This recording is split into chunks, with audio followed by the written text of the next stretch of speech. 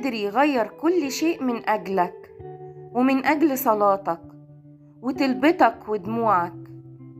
قول له: يا رب، هنام وأنا مطمن بيك ومستني أصحى على الخير والفرحة والبركة منك. الله يقدر على أن يجمع شتات روحك ويسكب نعمته في قلبك. الله معك ويمنحك القدرة لتجاوز كل صعب ومستحيل. مهما كان اللي بتمر بيه ما تقلقش، ربنا حاسس بيك. ضيقات قلبك هو عارفها، وتعبك وسهرك حاسس بيه، ودموعك شايفها، وحزنك حاسس بيه.